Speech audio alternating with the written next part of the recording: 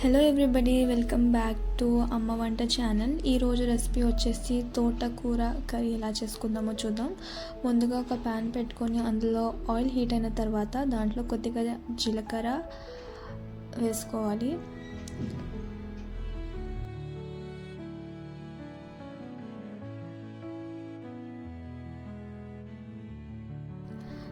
ఇది జీలకర్ర కొద్దిగా వేగిన తర్వాత దాంట్లోకి 5 to 6 గార్లిక్ యాడ్ చేసుకుంటున్నాము. ఇక్కడ గార్లిక్ పీసెస్ లాగా కట్ చేసుకుంటున్నాము, సో టేస్ట్ ఇంకా బాగా ఎన్హాన్స్ అవ్వడానికి. సో మీరు కూడా ఇలానే ట్రై చేయండి.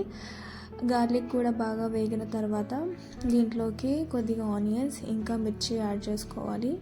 ఇక్కడ కారం ఎక్కువ యాడ్ చేసుకోవడం లేదు కాబట్టి సో మీరు మిర్చి మీకు ఎంత టేస్ట్ ఎంత స్పైసీ కావాలంటే అంత వేసుకోండి.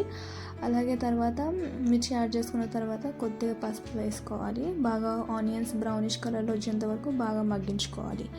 ఈ తోటకూర హెల్త్కి మనందరికీ తెలిసింటే చాలా అంటే చాలా బెనిఫిట్స్ ఉన్నాయి and it's good for health. So మీరు తోటకూర తినను అని అనుకుంటే కనుక this is the best way to make.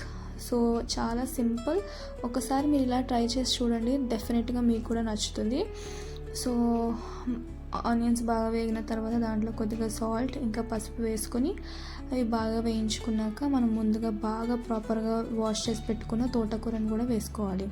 తోటకూర వేసుకొని మనం సాల్ట్ చాలా తక్కువ వేసుకోవాలి, ఎందుకంటే ఆల్రెడీ తోటకూరలో కొద్దిగా సాల్ట్ ఉంటుంది. సో మీరు చూసుకొని వేసుకోవాలి.